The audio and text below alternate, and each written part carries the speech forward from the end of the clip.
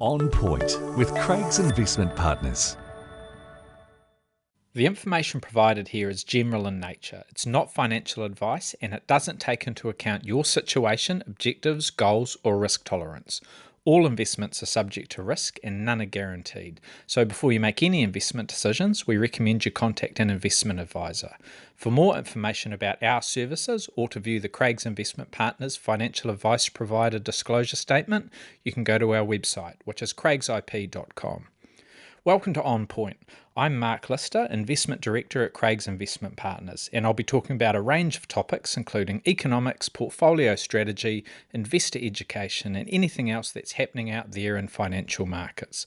Please engage with us. We love to get feedback, questions, and comments on this material, and if you enjoy it, please rate it, or even better, share it with a friend or colleague. The last several trading days have been extremely volatile for global markets, with US President Donald Trump unveiling a harsher set of tariffs than people expected on Liberation Day. The S&P 500 index in the US fell 10.5% in the 2 days following that initial announcement. We've only seen a move like that a few times in the last 80 years, during the worst days of the pandemic in March 2020, in November 2008 during the GFC, and in October 1987. It's been slightly calmer across financial markets since then, but investors are still very much on edge.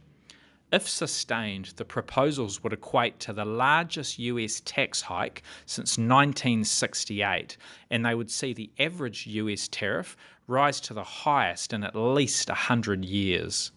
These moves are aimed at eliminating bilateral US merchandise trade deficits, but they'll also put pressure on prices and stifle economic activity.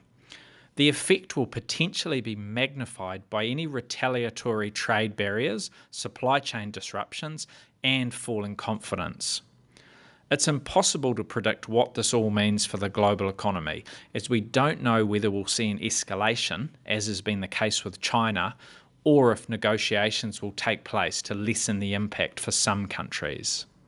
So far, higher growth stocks, such as the Magnificent Seven, have been hit hardest, in part due to their exceptionally strong performance in 2023 and then in 2024.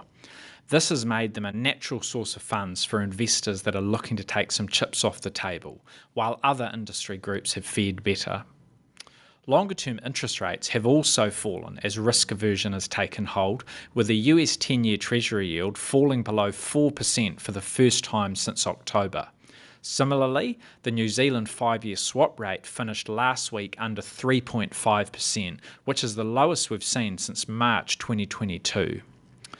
These moves have seen bonds and fixed income rise in value, partially shielding investors with diversified portfolios.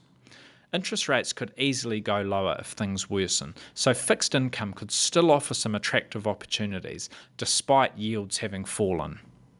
Markets have also moved to expect more rate cuts from central banks. The official cash rate is now seen falling to a low of 2.75% by the end of this year, while 4 cuts of 0.25% are expected from the Federal Reserve in the US. I can see the OCR falling to those levels where it begins with a 2, but the Fed will need to balance slowing growth against higher US inflation.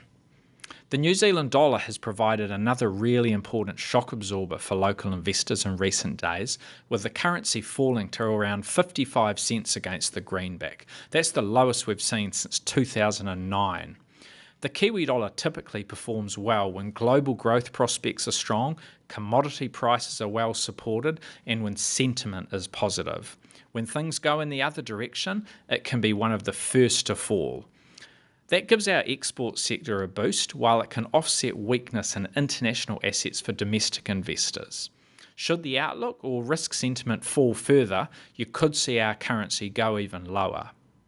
As for global share markets, the outlook is finely balanced. The S&P 500 in the US is just under 18% below its February peak, so it's not too far from bear market territory. A bear market is when you see a decline of 20% or more from a recent peak. If a US recession is to be avoided, the market is probably oversold already and due for a bounce. However, If America is headed for a more severe or prolonged downturn, there's probably more downside to come. This is where it gets extremely difficult for investors. Up until now, the US economy has looked very solid, with unemployment at low levels and corporate earnings growing at a healthy clip. Inflation had been brought under control, and while the Federal Reserve was on hold, that was due to a robust economic backdrop rather than rampant price pressures, and its next move was still very likely to be down. Many of these positive characteristics are still in place, and it's unlikely we've passed the point of no return that makes a US recession inevitable. However, if the tariffs remain in place without any negotiation or a softening in stance, or even worse, if we see further retaliation, all bets are off. Thanks for listening, team. We'll talk again soon. For more insights, visit craigsip.com.